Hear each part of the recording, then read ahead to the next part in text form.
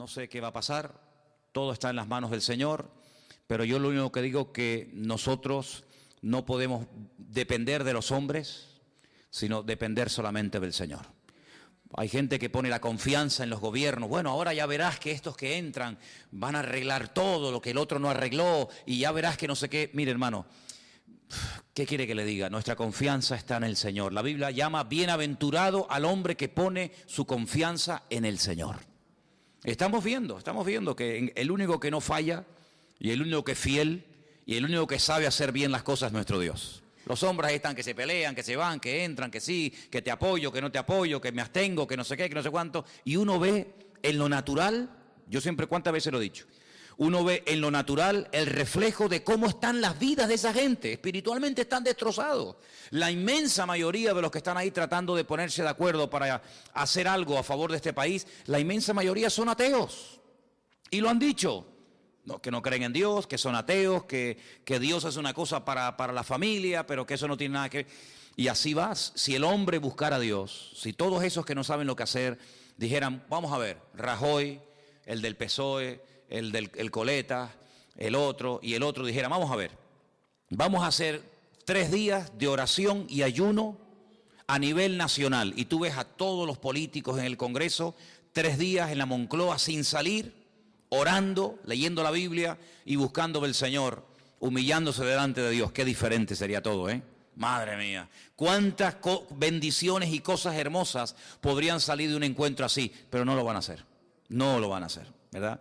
Entonces dice la Biblia que son ciegos que intentan guiar a otros ciegos, y dice la Biblia que si 2 ciegos se juntan, los 2 van a caer en el mismo hoyo, porque los 2 están ciegos, ¿eh? Así que buscamos a Dios, confiamos en el Señor y en su promesa y en su palabra, y todo lo que los hombres tengan que arreglar, que lo arreglen ellos, pero nuestra confianza está en el Señor. Amén, hermanos, bendito sea Dios. Sabemos que el año pasado pasó algo tremendo, miles y miles de personas mayores, ya jubiladas, que tenían sus ahorros de toda la vida ahí metidos en el banco ya para retirarse y tener una jubilación tranquila. Resulta que desapareció el dinero y se esfumaron todos los sueños y la tranquilidad, la falsa tranquilidad que produce el dinero, porque no cabe la menor duda de que cuando uno tiene dinero y te sobra, pues en un momento determinado pues puedes tener una tranquilidad, ¿no? Decir, oye, pues tengo un dinerito y tal, y qué mal se pasa y qué mal cuando una persona ha ahorrado toda su vida y de repente los hombres se quedan con todos tus ahorros. Pero ahí hay una lección de que donde tenemos que hacernos tesoros es en el reino de Dios, porque los tesoros de la tierra se fuman, los tesoros de la tierra se volatilizan, son como neblina, hoy los tienes y mañana no los tienes. ¿Cuántas personas en este país hace 3, 4, 5 años atrás tenían trabajo, coches, casas, viajaban, compraban y no sé qué, y hoy en día están arruinados? No es que no tengan dinero, es que están arruinados con a veces hasta miles y millones de euros de deuda. Y uno dice, al final resulta que los que tenían tanto están peor que los que toda la vida hemos dependido el día a día del Señor. Porque yo he hablado con gente que ha tenido mucho dinero y están deprimidos, amargados, escondidos, en fin, lo han perdido todo. Y cuando uno ha estado arriba y de repente te lo quitan todo, no sabe adaptarse después a una vida, digamos, a una vida normal. En estos días estaba leyendo un libro, o uno de los libros que estoy leyendo, y en uno de ellos decía que en los tiempos de la Biblia, ya lo dije una vez, en los tiempos de la Biblia se vivía el día a día. Eso ya hoy en día prácticamente no existe. En algunos países sí, pero aquí, por ejemplo, la gente quiere tener, digamos, el mes arregladito, ¿no? Tengo para pagar el mes de la hipoteca o el mes del alquiler, ya están tranquilos. Y tengo el mes solucionado. Y en la Biblia no se vivía así. En la Biblia se vivía el día a día. Basta a cada día su propio afán, su propio mal. Y el pan nuestro de cada día. Así se vivía en el tiempo de la Biblia. Entonces, si nosotros dependemos día a día del Señor, no vamos a estar agobiados, porque mira, se dice, yo es que faltan todavía 20 días para terminar el mes. Pero no lo mires así, vive el día a día y el Señor te va a sorprender y te va a proveer el alimento, la comida, lo que sea necesario para el día a día. Y también leía en ese libro algo que me llamó mucho la atención. Yo no digo que tengamos que volver a eso, pero dicen que en los tiempos de la Biblia la gente comía 2 veces al día. Y yo digo, qué curioso, ¿no? yo creo que todos comemos de más. Es decir, si nosotros ahora mismo nos quedáramos 15 días sin comer, seguro que nadie se moría. Hombre, fatiga tendríamos todo, a ver si me entiendes. Pero seguro que con todos los michelines y con toda la grasa y con todo lo que llevamos dentro, pues en la Biblia se comía 2 veces al día y estaban contentos. Sin embargo, hoy en día, mínimo, 3, y como tengas chicos jóvenes, pues 4 o 5, Y como estés aburrido en casa, venga, y hay gente que cuando están ansiosos y están nerviosos les da por comer. ¿Qué te parece, amigo? Y a otros les da por comprar, y a otros les da por cualquier otra cosa. Qué diferente es la vida de un cristiano, amén, hermanos. Qué diferente tiene que ser nuestra vida, en medio de todo este caos y en medio de todo este lío. En fin, hermanos, hoy comencé a leer otra vez el precioso y maravilloso libro del Apocalipsis. Quiero llevarles a él, está en el último libro de la Biblia. La palabra Apocalipsis es una palabra griega, no es una palabra española, aunque se emplea para películas y para títulos de novelas de Hollywood y todo esto.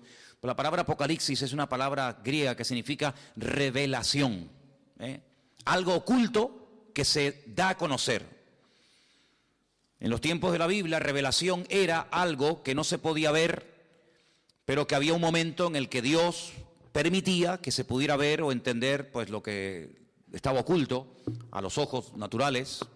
Por ejemplo, cuando se cogían los rollos, no eran libros, sino eran pergaminos, eran rollos, y cuando se abrían los rollos, ese acto de desenrollar el rollo, el pergamino para leerlo, a ese acto se le llamaba revelar, porque era algo que estaba oculto, no era como hoy en día. Yo veo que muchos de ustedes, y espero que todos, tengan su Biblia particular. Entonces lo que yo voy a leer hoy, usted en su casa lo puede leer cuando quiera, porque hoy en día todos tenemos Biblia.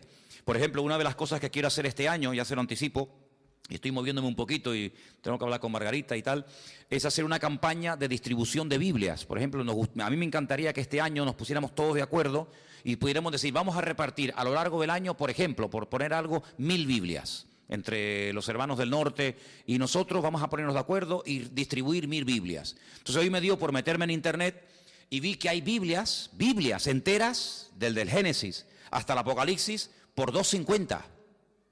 Y tú dices, pero ¿cómo puede ser tan barato una Biblia? Vamos a ver, no es una Biblia de cuero, una Biblia de estas preciosas, sino es una Biblia normal, sencillita, pero tiene lo mismo que una Biblia de esas grandotas. $2.50. Y tú te vas, por ejemplo, a un bar y te tomas un cortado y te cobran ¿cuánto?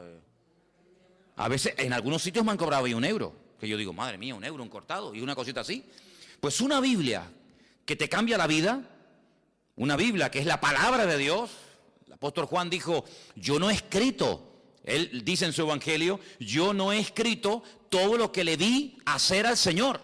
Y todo lo que él dijo, yo no lo escribí, porque si me hubiera puesto a escribir una por una todo lo que hizo y todo lo que dijo, en el mundo no cabrían los libros, porque hizo tantas cosas el Señor. Dice, pero estas palabras que yo les he escrito, las he escrito para que creyendo en ellas tengáis vida eterna. Entonces yo digo, un libro que te da vida eterna, un libro que te aclara dudas, un libro que te responde a preguntas, un libro que trae bendición a la familia, que trae bendición a tu vida, por $2.50, 2 cortados, como quien dice. Entonces yo pienso que sería muy bueno, y de hecho lo vamos a hacer, en este año ponernos una meta, no sé, 500, 600, 800, 1000 Biblias, y entre todos vamos a hacer una especie de campaña, ya les diré cómo tengo pensado hacerlo, para repartir la palabra de Dios. Porque hoy en día cualquier persona en su casa puede tener Biblia. Bueno, si ustedes van a mi habitación, pues yo no sé cuántas Biblias puedo tener, pues yo calculo mínimo 15 o 20 Biblias tengo que tener, como mínimo. Aparte Nuevos Testamentos y a lo mejor, ¿verdad?, en diferentes idiomas y tal. Pero en aquellos tiempos no. En aquellos tiempos no existía la imprenta. En aquellos tiempos había que ir al templo o había que ir a la sinagoga para escuchar que alguien te leyera la Biblia, pero nadie tenía la Biblia en su casa. Esto de poder tener toda la palabra de Dios, todo lo que el Señor reveló a lo largo de la historia en la mano, esto es un milagro. Esto es una maravilla, esto es una joya. Tú tienes uno de los libros más antiguos del mundo. Tú tienes aquí palabras que Dios le dijo a Moisés hace 3500 años. Es una auténtica joya. Y este libro del Apocalipsis, gracias al Señor que lo tenemos, es un libro escrito por uno de los hombres que más conoció al Señor. ¿Quién lo escribió? Lo escribió Juan. ¿Pero Juan el Bautista o Juan ¿cuál? Juan, el discípulo Juan. Pues Juan fue un hombre que vivió aproximadamente, vamos a redondear los números, aproximadamente 100 años. Hace unos días murió en Israel el hombre más longevo del mundo, 112 años. Le quedaron muy poquitos días para cumplir 113. Era un superviviente de uno de los campos de concentración de la Segunda Guerra Mundial. 112 años. Hoy en día no es normal que una persona viva tanto. Y tampoco ni siquiera en los tiempos de Cristo. Pero Juan se cree que aproximadamente murió con 100 años. Para poner números redondos, si Cristo murió cuando tenía y ascendió a la gloria, cuando tenía 33 años, y él estuvo 3 años con el Señor, vamos a poner un ejemplo, no lo podemos decir así totalmente, pero para entendernos, que Juan tuviera aproximadamente 30 años. Cuando el Señor lo llamó como su discípulo, Cristo tenía 30 años cuando comenzó el ministerio, pongamos que Juan tuviera 30 años. Si murió con 100 años, ¿cuántos años estuvo Juan predicando el Evangelio? 70 años. 70 años sirviendo al Señor. ¿Qué te parece? Toda una vida. Cuando él escribe el Evangelio, es un evangelio muy profundo. Yo no sé si ustedes se acuerdan, yo estuve dando unas clases, unas lecciones sobre el Evangelio de Juan, y hay cosas que Juan dice que no las dice nadie. Porque claro, es que él vio al Señor muy de cerca, él vivió con el Señor, él vio cosas que ningún discípulo vio. Y cuando uno lee el Evangelio según San Juan, que repito que es muy profundo, da la sensación de que ya no hay nada más que decir del Señor. Ya te lo mostró de una manera, te lo mostró de otra, hizo esto, hizo aquello, y hablaba así, y hablaba asado. Ya, después de leer San Juan, uno dice, ¿pero qué más se puede decir del Señor? Bueno, pues cuando este hombre está en la isla de Patmos, dice como él dice, por causa de la palabra de Dios, desterrado, recibe una revelación, y cuando tú lees el libro del Apocalipsis fundamentalmente el objetivo no es hablarte del anticristo, que habla del anticristo, o del falso profeta, que también habla de él, o de los testigos, o de los terremotos, o de las plagas. Todo eso está muy bien. El objetivo, el protagonista del Apocalipsis no es el anticristo, es el Señor Jesucristo. Y Juan presenta y nos cuenta cosas de Jesucristo que si no hubiéramos leído nunca, si no tuviéramos en nuestras Biblias el libro del Apocalipsis, nunca sabríamos del Señor. Porque el libro del Apocalipsis contiene una información que no está en ninguna parte de la Biblia. Por eso es un libro fundamental. Y no solamente es un libro importante, sino es un libro necesario. Yo siempre lo he dicho, y ustedes lo saben, que los creyentes hoy en día tienen que leer y estudiar más que nunca el libro del Apocalipsis. Y prestar menos atención a las noticias de la radio y de los periódicos y de la prensa, porque realmente las verdaderas noticias, las genuinas, las verdaderas, están aquí. No solamente en la Biblia, sino en el libro del Apocalipsis. El libro del Apocalipsis es un libro extraordinario, que nos da detalles tremendos, tremendos. Lo estoy leyendo otra vez, como siempre, ¿no? Detenidamente, estudiando las palabras y tal, y menciona muchas cosas del Antiguo Testamento. Por ejemplo, hoy leía acerca de los famosos 2 testigos. Los que habéis leído la poesía saben de lo que estoy hablando. Los que no lo habéis leído, pues dicen, no sé lo que es eso. Bueno, pues los 2 testigos son 2 personas de carne y hueso que estarán en los últimos tiempos predicando la palabra del Señor durante 3 años y medio. Nos dice la Biblia cómo predicarán, dónde vivirán, cómo morirán, qué les va a pasar. Todo eso lo dice el Apocalipsis. Bueno, pues de esos 2 personajes ya habla el profeta Zacarías. Ustedes van al libro de Zacarías, capítulo 4, y allí te habla de los 2 testigos. No aparece la palabra testigos, aparece la palabra, en hebreo dice la palabra hijos. La traducción dice los 2 ungidos. Y habla acerca del aceite de oliva. Sabéis que el aceite de oliva se utilizaba mucho en los tiempos de la Biblia, no solamente para cocinar, no solamente para sanar heridas, era un bálsamo, sino que también se utilizaba un aceite especial, no cualquier aceite, un aceite especial que se hacía para derramarlo sobre la cabeza de los reyes o de los profetas o de otros personajes cuando se les quería públicamente presentar como un juez, como un rey, como una persona importante, y se le llamaba ungido. La palabra ungido, Mashiach, ¿qué es? Ungido. ¿Y cómo se dice ungido en griego en el Nuevo Testamento? Cristo. La palabra Cristo es la misma palabra Mashiach del Antiguo Testamento. Pasa que una está escrita en hebreo y otra está escrita en griego. Como el Nuevo Testamento se escribió en griego y del griego se tradujo al español o al castellano, entonces cuando leemos el nombre de nuestro Señor Jesucristo, lo leemos así: Jesús, Cristo, Jesucristo.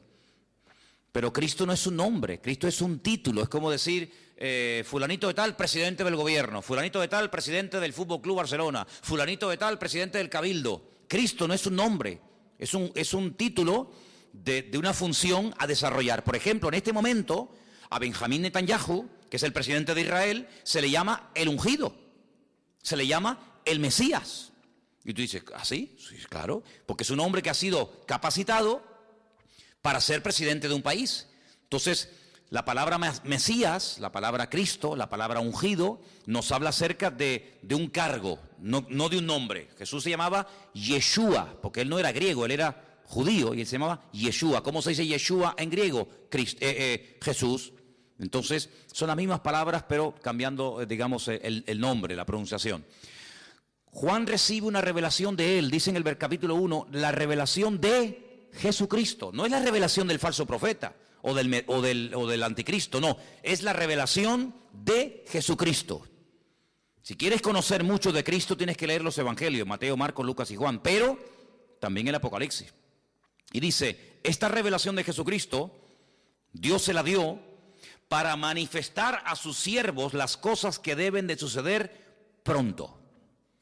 Y la declaró enviándola por medio de su ángel a su siervo Juan. Juan, cuando escribió este libro, dice que lo que él estaba escribiendo iba a suceder pronto. ¿Y cuándo escribió Juan este libro? En el siglo I. Y en el siglo I, cuando él está escribiendo, dice, lo que yo estoy escribiendo ahora, prepárense que esto se va a producir pronto. Pues si eso lo dijo en el siglo I, ahora en el siglo XXI, estamos más cerca que nunca de los acontecimientos finales, ¿sí o no? Es interesante, ¿verdad? Dice que ha dado testimonio de la palabra de Dios y del testimonio de Jesucristo y de todas las cosas que ha visto. Y ahora fíjate, es uno de los pocos libros, o prácticamente el único libro de la Biblia, que contiene una bienaventuranza para el que lo lee.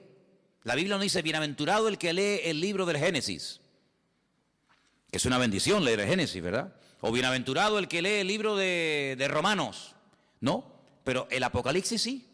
Dice, bienaventurado el que lee. Los que oyen las palabras de esta profecía y guardan las cosas que en ellas están escritas, porque el tiempo está cerca. Es decir, que por leer el libro usted ya es bienaventurado. Por escuchar, por oír las palabras de este libro, usted ya es bienaventurado. Y si encima de leerlo, y si encima de oírlo, además usted lo cumple y lo guarda, triplemente bienaventurado. ¿Qué significa la palabra bienaventurado? Viene de una palabra hebrea que significa, es ashrei, que significa rico. La palabra rico está entroncada con la palabra bienaventurado. Un bienaventurado, espiritualmente hablando, según el concepto bíblico, es una persona rica, espiritualmente hablando. La riqueza bíblica espiritual no tiene nada que ver con la riqueza material, ¿vale? Hay personas en la Biblia que no eran ricos materialmente hablando, pero espiritualmente hablando eran multimillonarios. Y hay personas tremendamente ricas en la Biblia que la Biblia dice que eran unos necios.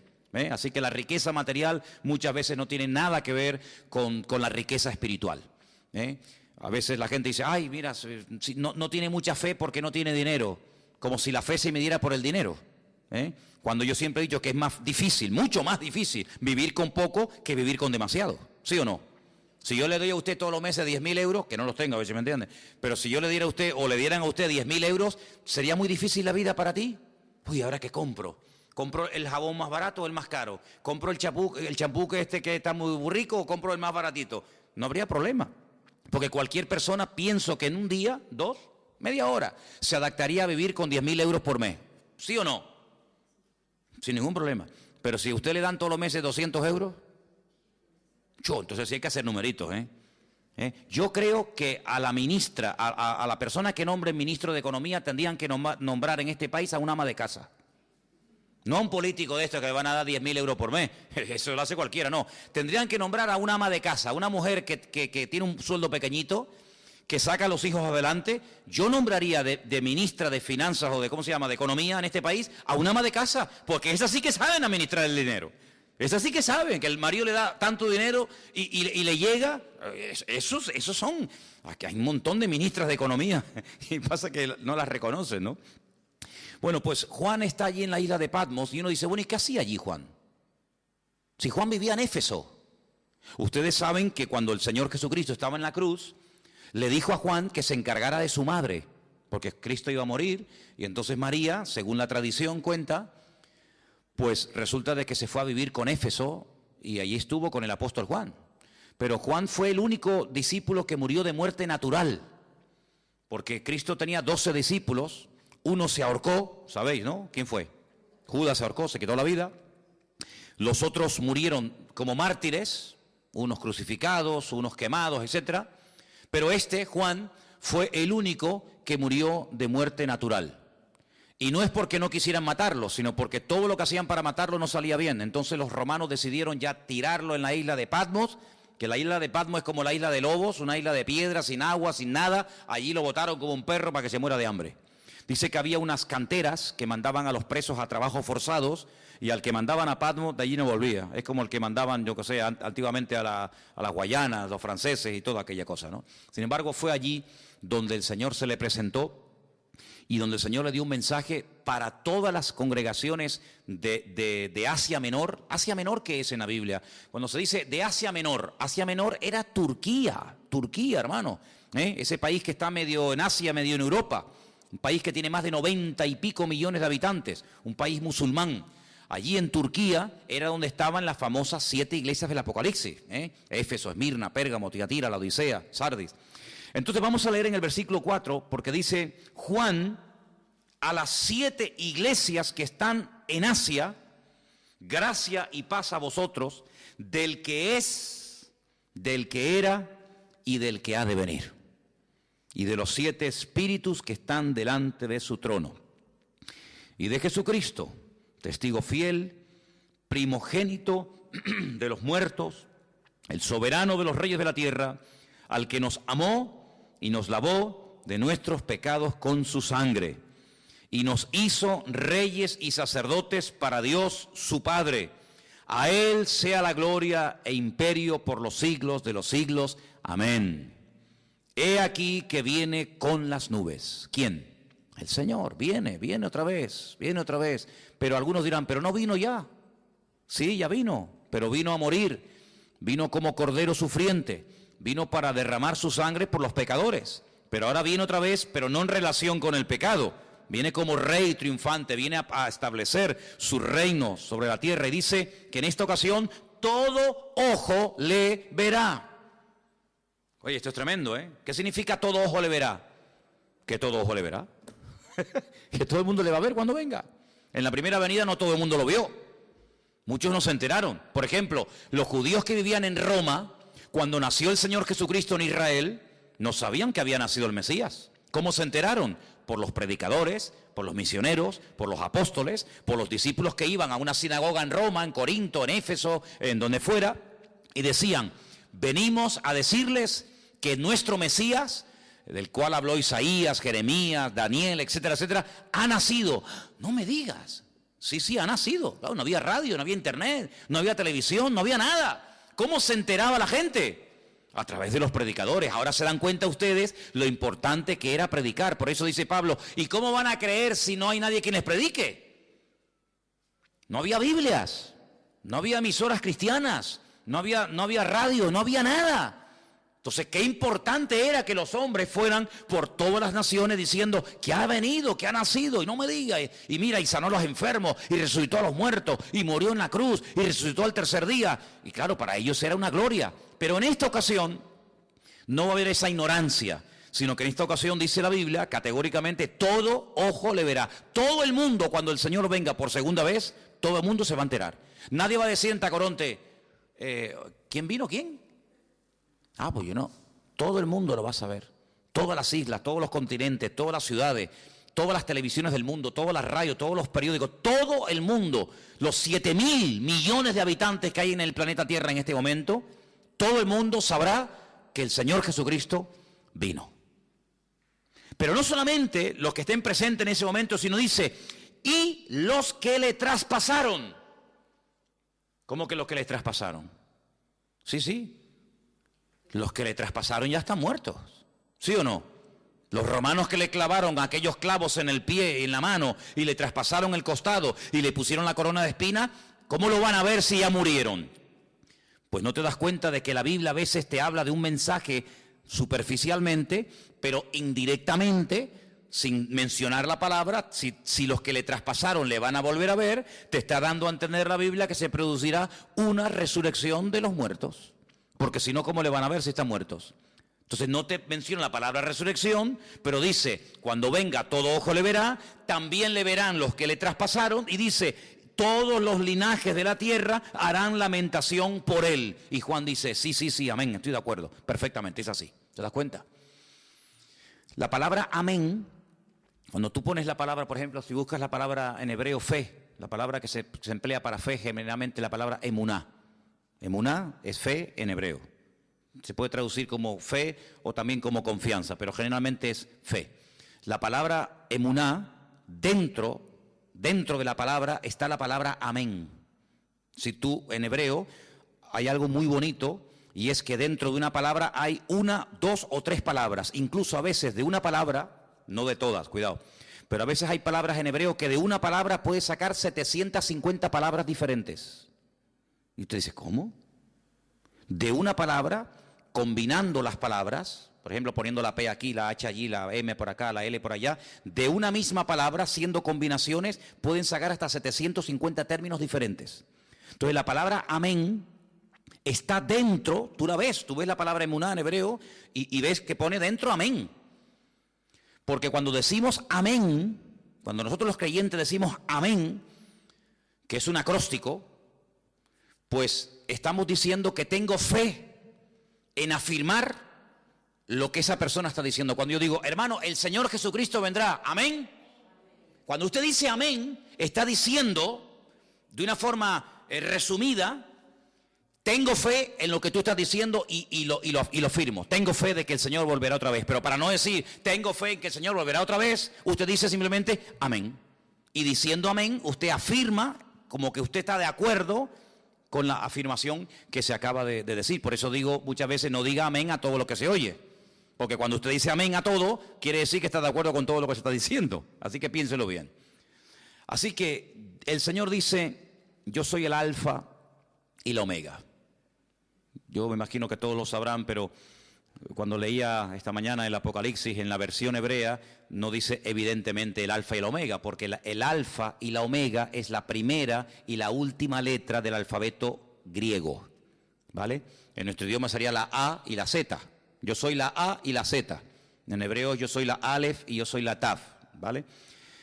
El principio y el fin, dice el Señor, el que es, el que era y el que ha de venir, el Todopoderoso, ¿vale? El Todopoderoso, el eterno Dios. El nombre de Dios lo hemos explicado 1.000.000 de veces. El nombre de Dios es un nombre que no tiene vocales. Es un nombre que solamente tiene consonantes. Son Yod, Hei, Bat, Hei. A menos que usted le ponga vocales a esas letras, no se pueden pronunciar, porque ¿cómo vamos a pronunciar una palabra si no tiene vocales? Se une la consonante con la vocal y entonces creamos las sílabas y las palabras. Entonces el nombre de Dios es un nombre aparentemente impronunciable porque cuando se escribió originalmente no tenía vocales. Pero si usted ve cómo se escribe el verbo ser y el nombre propio de Dios, que son esas famosas 4 letras que se llama el famoso tetragramatón, dentro del nombre de Dios usted puede ver que está escrito el verbo ser. ¿Por qué? Porque Dios es la existencia. Dios es el que da existencia. Él no depende de nada ni de nadie para existir. Nosotros sí. Si nuestros padres nos hubieran conocido y de esa relación no hubiéramos nacido nosotros, ¿de dónde hubiéramos salido? De ninguna parte. Luego nosotros somos los hijos de nuestros padres y los padres eran los hijos de nuestros abuelos y así sucesivamente. Pero si llegamos a Dios, y la pregunta que yo me hacía antes de aceptar al Señor, que ya lógicamente la tengo clarísima, pero en aquel tiempo me torturaba, era una tortura terrible, ¿de dónde salió Dios? ¿Quién lo creó? ¿Quién lo hizo?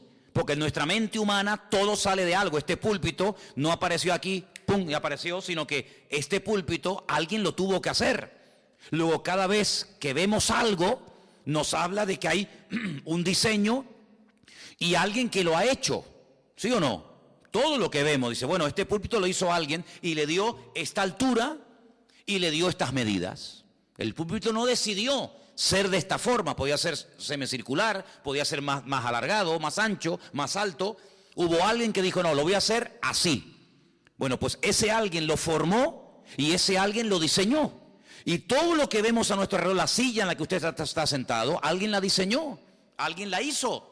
Todo lo que vemos a nuestro alrededor, pero cuando hablamos de conceptos diferentes a los conceptos, digamos, naturales, y uno llega nada más y nada menos que hablar del Creador, la pregunta ¿quién hizo a Dios? No es una pregunta sabia, no es una pregunta coherente. ¿Por qué? Porque a Dios no lo ha hecho, a Dios no lo ha creado nadie, porque si lo hubiera creado o lo hubiera parido o lo hubiera hecho alguien, la pregunta es ¿y a ese alguien quién lo hizo? Y volvemos para atrás y hay un momento que se para y decimos, pero bueno, es que Dios es eterno y ahí ya nos perdemos. ¿Por qué? Porque en nuestro concepto limitado y finito, la eternidad es algo que se nos escapa de la mente. Porque vemos que la vida se pasa volando, porque vemos que todo se mide siempre por minutos, por segundos, por días, por años, por siglos, por milenios, por décadas, y todo lo medimos, ¿verdad? Uy, qué grande está el niño, uy, qué pequeñito, acaba de nacer.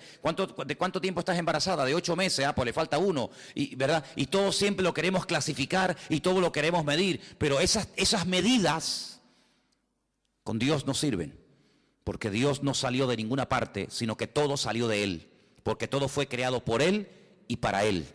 Y cuando nada existía, Él ya existía, porque Él es la existencia en sí mismo. Y dice la Biblia que todo subsiste, si todo se mantiene en su debido orden y nada se va de sitio y todo funciona como tiene que funcionar, porque hay un diseñador y porque hay un creador que diariamente da la orden de que el sol salga por el este y se oculte por el oeste. Pero bueno, eso era antes. No, eso era antes, eso era hoy y eso será siempre. El sol sí me sale por el este y se oculta por el oeste. Pero esa ley, ¿quién la dio?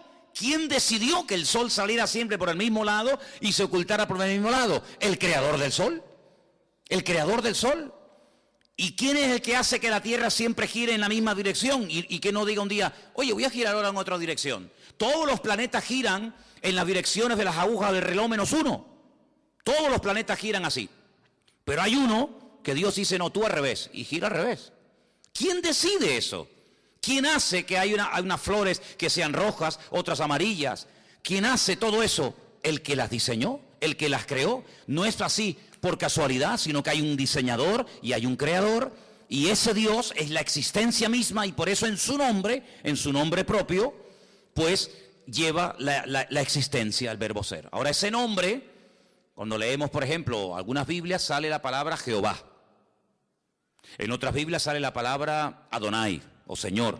En otras Biblias aparece la palabra Yahvé, ¿no? Muy bien, todo eso está muy bien. Pero el verdadero nombre propio de Dios no tiene vocales, pero se le tuvo que poner vocales para poder pronunciarlo, ¿os dais cuenta?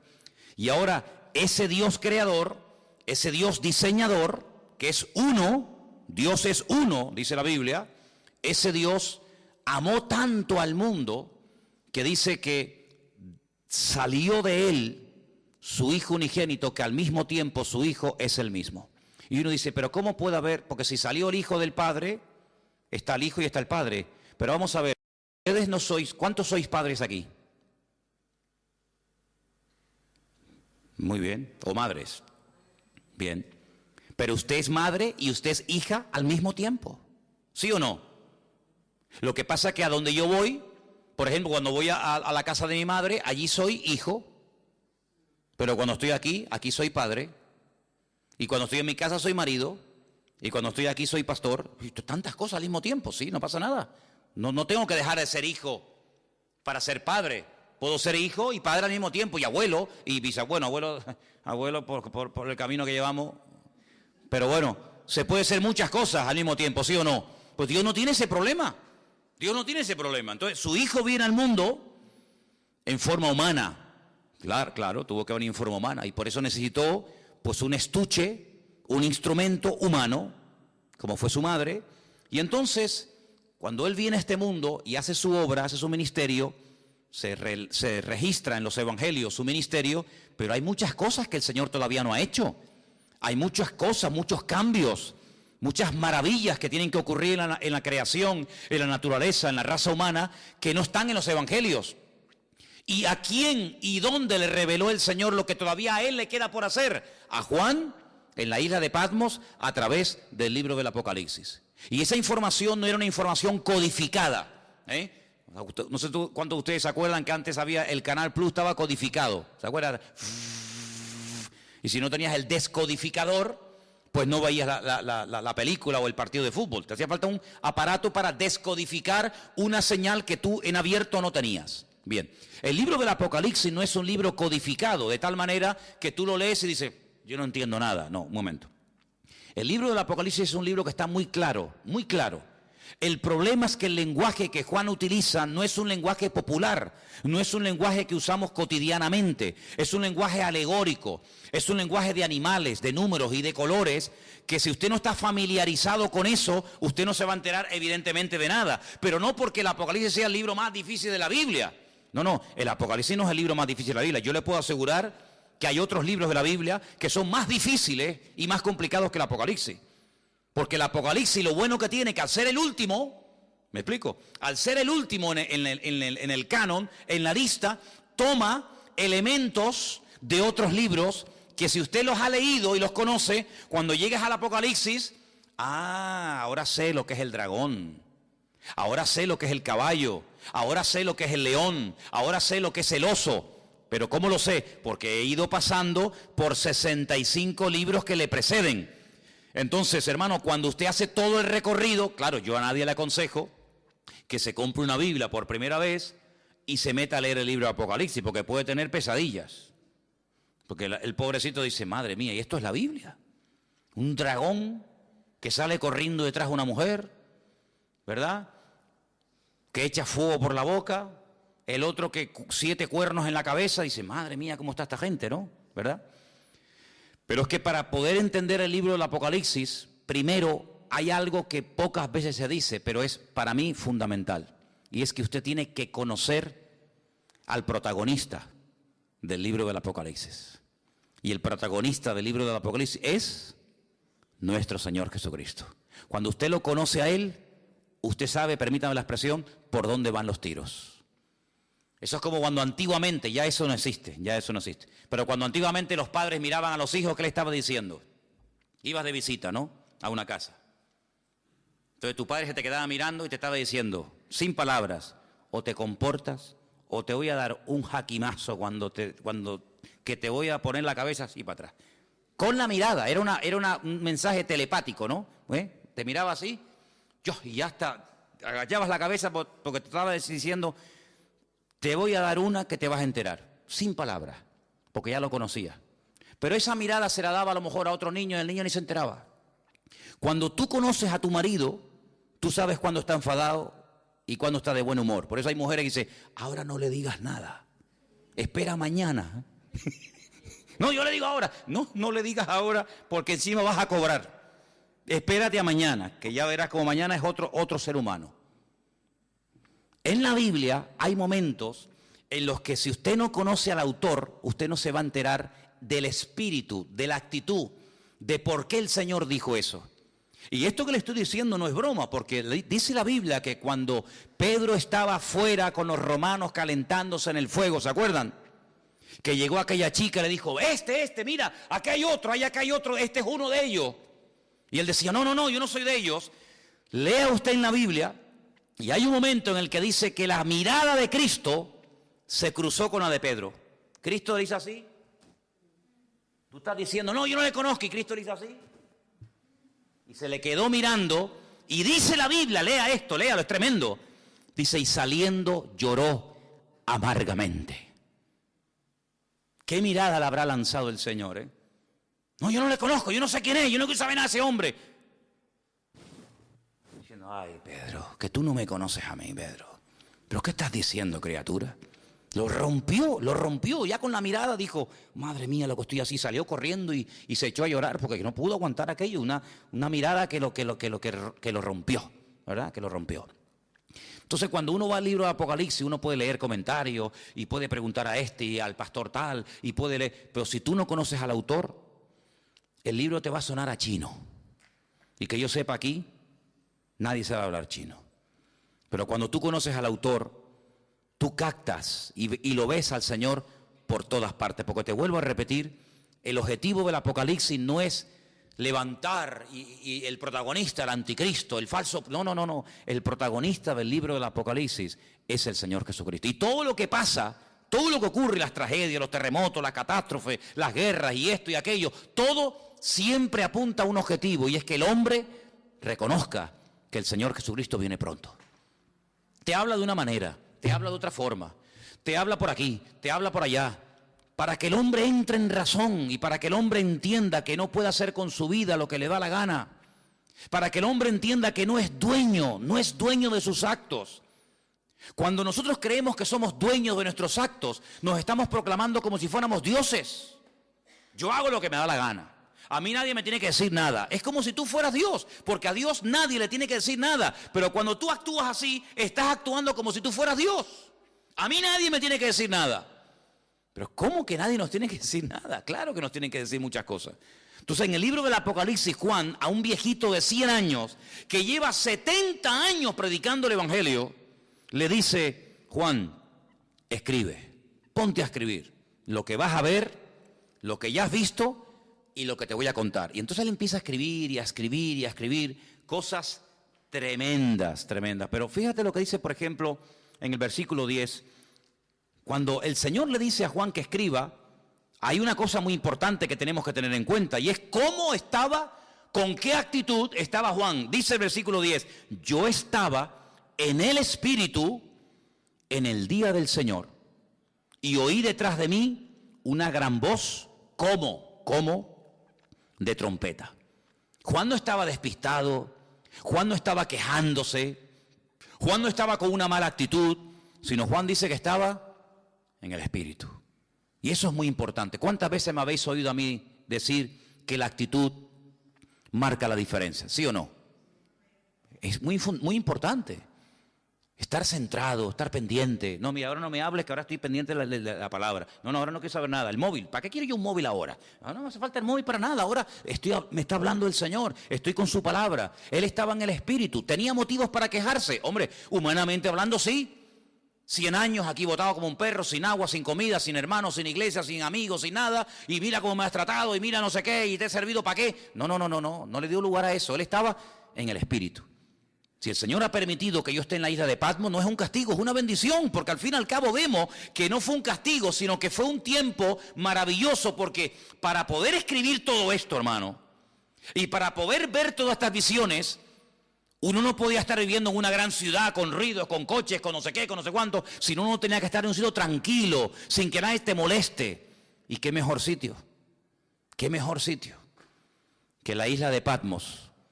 Donde tienes tiempo para pensar, para orar, para meditar, y aquí sin que nadie te moleste, aquí te voy a dar la revelación más grande que jamás ningún ser humano ha tenido en esta vida. Luego vemos que el famoso refrán, que no hay mal que por bien no venga, se cumple perfectamente en la vida de Juan. Hace muchos años yo leí un libro de un pastor que tuvo un accidente y se le partió una pierna y estuvo un buen tiempo en cama, escayolado, sin poder moverse, y los primeros días de ese accidente él comenzó a quejarse. Señor, ¿y por qué? Tenía que predicar en esta iglesia, me habían invitado a viajar a no sé qué sitio, me habían invitado a no sé qué, y ahora no puedo tal, y empezó a quejarse hasta que pasaron los días y le dijo, Señor, si tú has permitido que yo esté aquí parado sin hacer nada, ¿qué propósito tienes tú, Señor? Y ese hombre escribió un libro con su testimonio, con sus experiencias, y cuenta él que fue un libro que bendijo a muchísimas personas. Un libro que fue de muchísima bendición, sus testimonios, las experiencias que había tenido con el Señor, las pruebas por las cuales había pasado y lo que había aprendido en el Señor. Y dice, yo conseguí más bendición y logré bendecir más a la gente con aquel libro que con 1000 predicaciones, viaja por aquí, viaja por allá, entra por aquí, entra por allá. Y él entendió que el Señor lo paró, ¿sabes? Él entendió que el Señor permitió aquel accidente para que durante un tiempito, tranquilo, pudiera escribir un libro que después sería de tremenda bendición para muchísima gente que lo leyó. Entonces hay momentos en la vida que nos puede pasar algo que decimos, ¿y por qué? ¿Y por qué, Señor? ¿Y por qué tal? ¿Y por qué esto? ¿Y por qué el marido? ¿Y por qué el niño? ¿Y por qué no me dieron el trabajo que me habían prometido? ¿Y por qué no sé qué? ¿Por qué? ¿Y por qué? ¿Y por qué? Y hace muchos años, yo era recién convertido, vino a Las Palmas a predicar una señora que dice ella, en aquellos años, que era la capellana de una de las cárceles más peligrosas de los Estados Unidos, la cárcel de Sing Sing. Y esta mujer empezó a predicar y yo te puedo asegurar que no todo, pero por lo menos la mitad del mensaje me lo aprendí de memoria. Y todavía lo tengo aquí. Y ella empezó diciendo, hay una pregunta que si nosotros nos la hacemos podemos volvernos locos. Y es una pregunta, y la pregunta es ¿por qué? Y sobre esa pregunta ella basó su mensaje. Y a mí se me quedó tan grabado aquello. Y ella hablaba acerca de lo peligroso que es cuando nos pasa algo en la vida, entrar a pelearnos con Dios, y por qué no sé qué, y por qué no sé cuándo, y por qué. Yo creo que nosotros ahora que hemos ya comenzado un poquito a levantar vuelo y a entender y a conocer un poquito más al Señor, vamos a cambiar la pregunta. Vamos a dejar el por qué. ¿Por qué? Dios lo sabe. Vamos a preguntarle otra pregunta al Señor. Vamos a hacerle esta pregunta. ¿Para qué? El por qué no me interesa. Porque si yo soy cristiano, mi vida está en las manos del Señor, y el Señor ha permitido esta situación, Él sabrá por qué la ha permitido. Los que amamos a Dios, ¿qué dice? Todo ayuda para bien. Luego, el por qué no me interesa. Mi Dios sabe lo que hace conmigo, pero ¿para qué has permitido esta situación?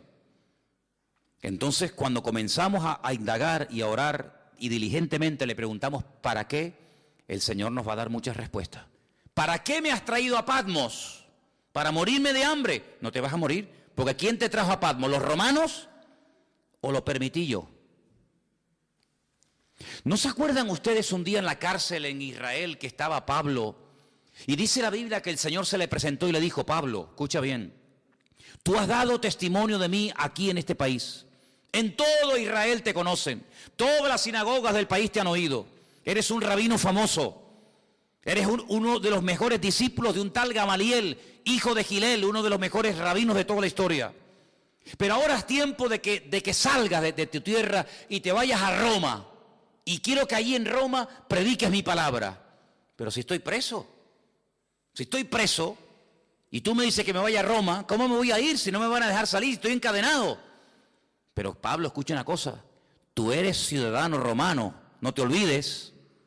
¿Y? Mañana cuando te saquen y te hagan el juicio, cuando te vayan a interrogar, tú vas a decir que tú como ciudadano romano, tú tienes el derecho que no todo el mundo tiene de apelar al César. Es decir, yo quiero que me juzgue, que mi juez sea el mismísimo César. Tú lo puedes pedir porque tú eres ciudadano romano. Entonces cuando él sale de la cárcel por la mañana, lo van a interrogar. Un momentito, quiero decir algo. ¿Qué quiere decir usted? Yo apelo al César. Quiero que el César sea mi juez. Claro, este que es un juez inferior dice, pues entonces si usted ha apelado al César, no te preocupes que usted irá al César. Llévenselo. Lo montan en un barco. ¿Quién? Los romanos. Y lo llevan a Roma. No fue por el camino y porque me llevan a Roma. No, porque el Señor quiere llevarme a Roma, pero como yo no estoy libre ahora, que me puedo comprar el pasaje, ir a donde quiera, pero le doy la vuelta a la tortilla.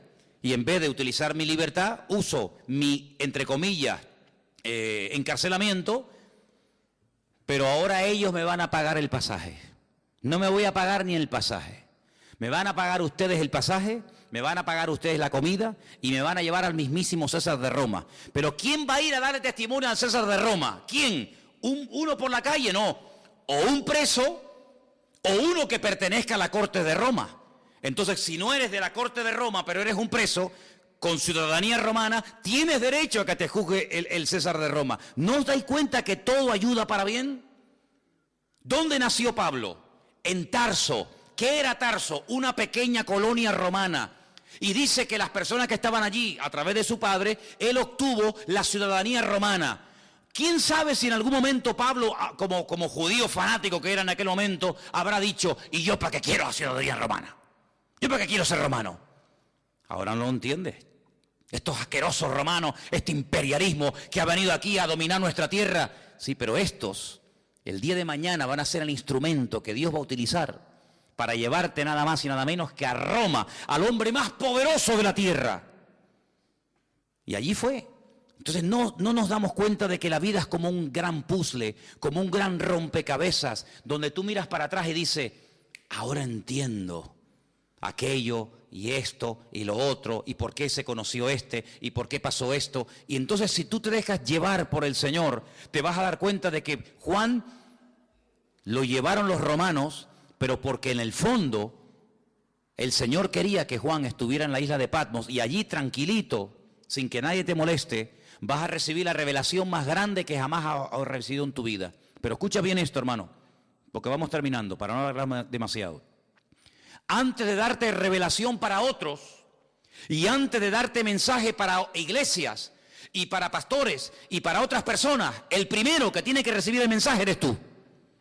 Porque la tendencia de que siempre tenemos algo que decirle a fulano o a mengano, yo no digo que esté mal, pero el primero que se tiene que aplicar el mensaje es el que lo da. Luego, yo te voy a dar mensaje para la iglesia de Éfeso, mensaje para la iglesia de Tiatira, mensaje para la iglesia de la Odisea, etcétera, etcétera. Pero el primero que tiene que verme a mí eres tú. Porque si tú le dices a los demás qué hacer, pero tú no lo haces, entonces no estás viviendo el mensaje. Y eso es algo que tenemos que tener muy claro en la vida. Primeramente, aplicarnos la palabra. Primeramente, conocer nosotros al Señor para después tener autoridad para decirle a otras personas que conozcan al Señor. ¿Qué Señor quieres que conozcas si ni siquiera tú lo conoces? Tengan fe en el Señor, pero tú estás viviendo con fe. Por eso, hermano, las experiencias que pasamos en la vida nos están capacitando. ¿Para qué? Para que después cuando vayamos a otras personas que están pasando por el mismo o parecido problema que yo he pasado, podamos entenderlos. Por eso yo muchas veces digo, cuando alguien se hace la pregunta, ¿en qué forma tú me quieres utilizar? ¿Con qué tipo de gente tú me quieres utilizar? Analiza cómo ha sido tu vida. ¿Con qué tipo de gente tú te has movido generalmente? Por ejemplo, hay personas que se han movido toda la vida en el mundo del deporte. Pues ya está, más claro agua. Ese es el terreno en el que Dios a ti te va a utilizar, en un nivel donde este y este y este jamás van a entrar. No le van a hacer ni caso. Pero tú que eres un deportista, te vas a mover en un nivel donde todo el mundo te conoce, tú sabes lo que es una lesión, tú sabes lo que es un campeonato, tú sabes lo que es el sacrificio, ese va a ser tu campo de misión. Hay otras personas que a lo mejor son médicos, no tienen nada que ver con el deporte, pero conocen a una serie de personas que se mueven en el mundo de la medicina. Ustedes saben que los médicos hablan de un lenguaje que le están diciendo a otro colega que te estás muriendo y tú ni te enteras porque se están hablando en clave. Ahí es donde Dios te va a utilizar. ¿Con qué tipo de gente? ¿Qué tipo de inclinación tú has tenido? ¿Qué tipo de experiencia, de prueba? ¿Qué tipo de dificultades tú has tenido? Por ahí van los tiros. Por ahí donde el Señor te va a utilizar. Claro, Dios te puede abrir nuevos campos. Claro, siempre lo hace. Pero generalmente utiliza tu pasado para que después tú en el futuro puedas servir al Señor con efectividad. Porque Dios no te va a meter, a menos que te haga un milagro y una transformación, Dios no te va a meter en un terreno en el que tú no sabes moverte. Dios te va a poner en un terreno en el que tú sabes moverte. Por ejemplo, ¿quiénes son las mejores personas para ayudar a otros drogadictos a salir de la droga? Un mismo drogadicto. Ustedes saben, los chicos que vienen los domingos a la iglesia. Dino, si algún día oyen un testimonio de Dino, ese chico estuvo en la droga. Pero es que ahora él puede ayudar a otros. ¿Y quién mejor que una persona que ha estado con depresiones toda la vida para ayudar a una persona deprimida? ¿Y qué mejor que una mujer separada para entender a otra mujer separada? ¿Y qué mejor que una mujer que ha sido violada o abusada para entender a otro que está pasando por eso? Hermano, no nos damos cuenta de que todo nuestro pasado es el terreno que Dios ha ido preparando para abrirnos puertas, para servirle a Él en el futuro. Entonces, en este libro, el primero que tiene que tener las cosas claras es Juan. Y quiero terminar leyendo estas últimas palabras. Yo estaba en el Espíritu en el día del Señor, dice versículo 10. Oí detrás de mí una voz, como de trompeta, y me dijo, yo soy el Alfa y el Omega, el primero y el último. Escribe en un libro lo que ves, envíalo a las 7 iglesias que están en Asia, y ahora las menciona. Éfeso, Esmirna, Pérgamo, Tiatira, Sardis, Filadelfia, la Odisea. Las 7 iglesias. En su momento hablaremos de ellas. ¿Por qué estas 7 y no otras? Todo tiene una razón de ser. Pero le dijo, escribe, escribe. Ahora cuando vayamos al retiro, no sé si ya lo habéis leído, yo creo que esa parte le toca a los jóvenes. Hay un momento en el que el Señor le dice a Moisés, escribe. ¿Lo habéis leído? No lo habéis leído. Dice, escribe esto, esta batalla, lo que ha pasado hoy aquí, Moisés, escríbelo. Escríbelo para que las generaciones futuras no se olviden de lo que pasó aquí en el desierto. Interesante. Ahora le dice el Señor, Juan, escribe. Escribe. ¿Por qué? Porque vas a ver tantas cosas y vas a tener tantas visiones y tantos sueños que después no te vas a acordar. Ustedes saben, hermanos, porque yo muchas veces le digo a la gente que es bueno venir a la iglesia a veces con papel y lápiz. Porque dicen las estadísticas, no las digo yo. Los expertos, los que están todo el día haciendo este tipo de estadísticas y de estudios, dicen que cuando una persona escucha un mensaje político, religioso, de la índole que sea, después de un tiempo, se puede llegar a recordar con el tiempo un 10% de lo que se oyó perfectamente. Y el otro 90%, algunos oyen 25%, pero generalmente, si yo les pregunto a ustedes dentro de 15 días de lo que yo hablé la semana pasada, muchos de ustedes ya no se acuerdan. ¿Quién es el que más se acuerda? El que lo dijo. Yo me acuerdo de los mensajes que yo he dado porque yo utilizo no solamente el haberlo estudiado, sino el haberlo dado, entonces me lo sé. Pero el que lo oyó, solamente el 10%. Pero fíjate cómo se dispara la estadística. Si una persona está escuchando una lección de un maestro, de un pastor o de quien sea, y escribe, automáticamente pasa del 10 al 80%. Es decir, usted me está escuchando a mí ahora. Si yo le pregunto a usted dentro de 3 días, muchas de las cosas que dije, algunas se acordará, otras no. Pero si usted tomó alguna nota y encima cuando llegó a la casa la repasó, el 80% usted es capaz de acordarse, porque además lo tiene escrito, que si solamente lo hubiera oído. Entonces, Juan, tú vas a ver lo que yo te voy a decir de los 2 testigos. Nadie ha escrito de los 2 testigos, nadie sabe nada de esto. Yo te voy a hablar de los 144.000 sellados. Yo te voy a hablar del falso profeta. Yo te voy a hablar de los 7 sellos, de las trompetas, de las copas de la ira. Yo te voy a hablar de la mujer que huye al desierto por 1260 días. Yo te voy a hablar a ti de tantas cosas que como tú no escribas esto, tú a las 2 horas no te acuerdas. Y si tú no te acuerdas, ¿cómo le vas a pasar el mensaje a los hermanos de Garcilaso de la Vega número 13? Imposible. Entonces, ponte a escribir, Juan, ponte a escribir, porque lo que se escribe ahí queda. Y entonces dice que cuando él se vuelve para ver la voz del que hablaba con él, cuando se volvió, dice que vio 7, quédese con este dato, 7 menorás, 7 candeleros de oro, 7. Y en medio de los 7, a uno semejante al Hijo del Hombre, vestido de una ropa que le llegaba hasta los pies, y iba ceñido por el pecho con un cinturón de oro. Jesús nunca lo había visto, Juan, así, nunca lo había visto. Su cabeza y sus cabellos eran blancos como lana, como blanca lana, como nieve. Sus ojos como llama de fuego, sus pies semejantes al bronce bruñido, refulgente como en un horno. Su voz como estruendo de muchas aguas. Tenía en su diestra 7 estrellas, y de su boca salía una espada aguda de 2 filos, y su rostro era como el sol cuando resplandece en su fuerza. Cuando le vi, caí como muerto a sus pies. Esto nunca le había pasado a Juan. Juan nunca se había caído. Ese día sí. Caí como muerto a sus pies, y él puso su diestra sobre mí y me dijo, no temas, yo soy el primero y el último, el que vivo. Estuve muerto, mas he aquí que vivo por los siglos de los siglos. Amén. Y tengo las llaves de la muerte y del Hades. Escribe las cosas que has visto, las que son y las que han de ser después de esta. Y ahora le explica algo. El misterio de las 7 estrellas que has visto en mi diestra y de los 7 candeleros de oro, pone, las 7 estrellas son los ángeles los ángeles de las 7 iglesias, y los 7 candeleros que has visto son las 7 iglesias. Y a partir de ahora, él comienza a recibir un mensaje para cada una de estas congregaciones, que ya en su momento lo analizaremos. Solamente lo que les pido es que lo lean capítulo 3 y 4 de Apocalipsis, muy sencillito, y van a disfrutar una barbaridad, porque este libro, como nunca antes, se tiene que predicar en las iglesias. Los pastores tienen que hablar más del Apocalipsis, caramba, y se habla muy poco. A veces hay pastores que me han dicho a mí personalmente, es que yo no puedo predicar el Apocalipsis porque yo no lo entiendo. Pues póngase a estudiar, estudie, prepárese, porque estamos en los tiempos del Apocalipsis. Estamos en unos tiempos difíciles donde las cosas están ocurriendo y los cristianos tienen el derecho de saber por dónde van los tiros.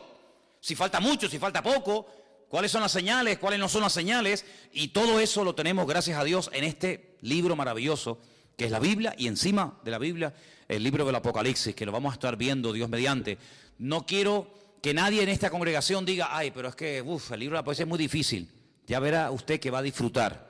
Y vas a ver que el libro del Apocalipsis es un libro maravilloso, que Dios lo escribió no para asustarnos, sino para bendecirnos y para ayudarnos. Además, no se olvide que cada vez que lo leamos, y ustedes cada vez que lo lean, van a ser bienaventurados, porque eso es lo que dice la Biblia. Amén, hermanos.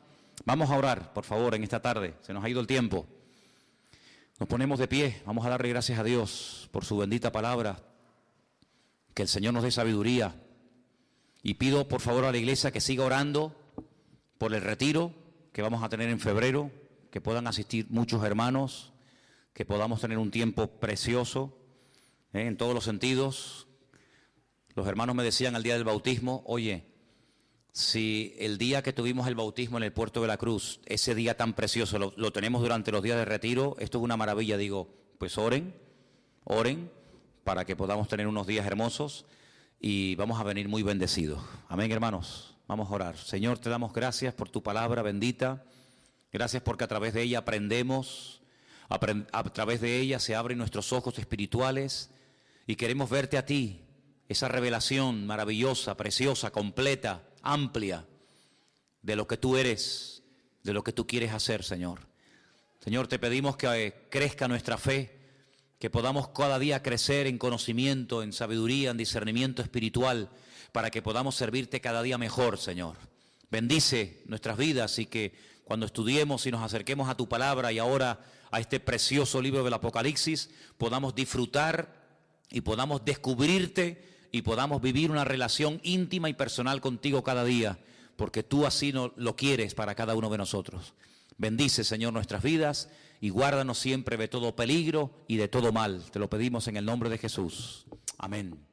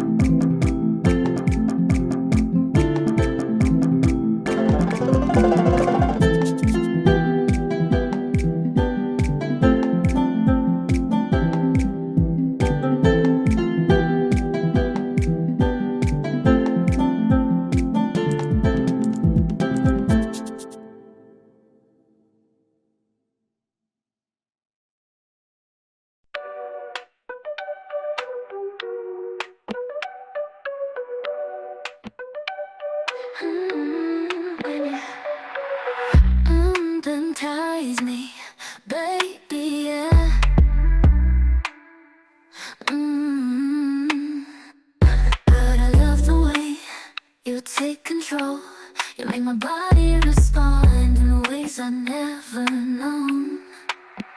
I could sit here on the floor all day, begging you for more. All day, be a good mirror.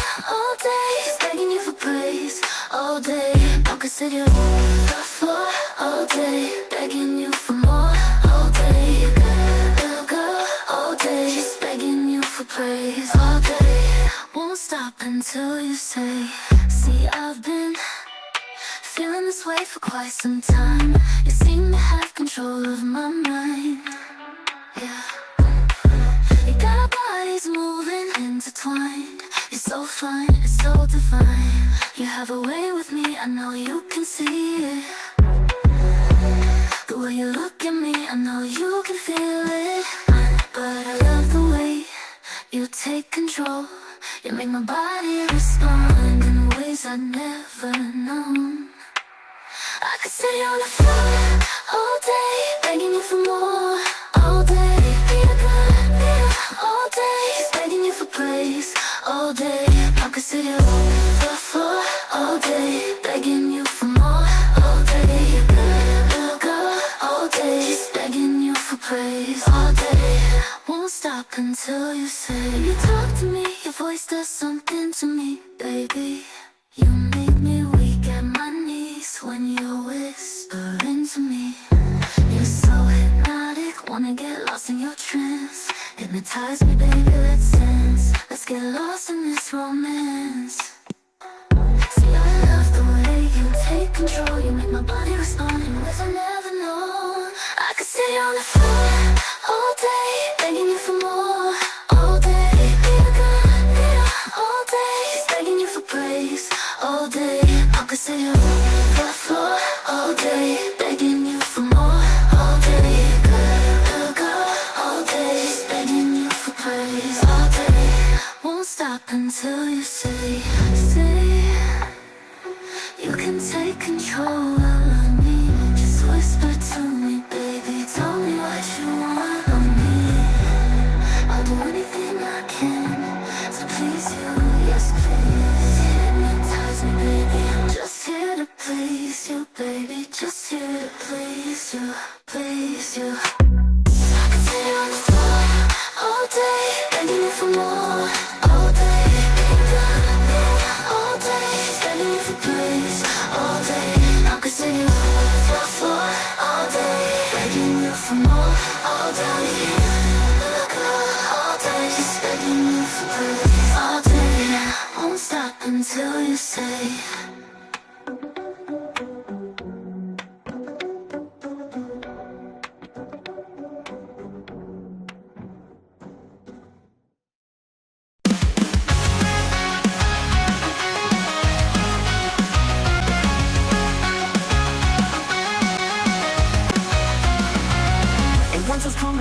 There's a shift in the air. Dark clouds fill the horizon. The storm's approaching you air.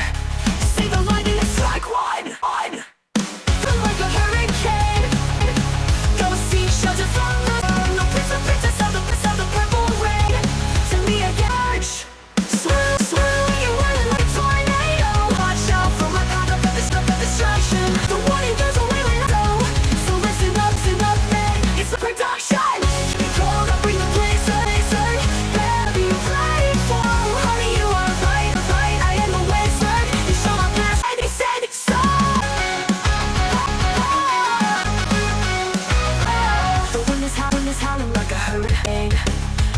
From this surge, no purpose of the purple rain. Send me again, I'm on the verge.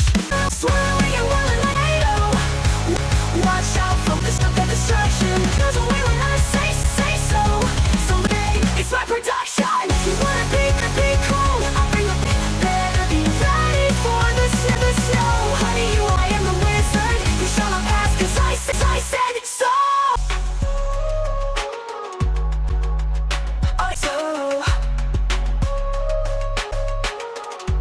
I said it's so.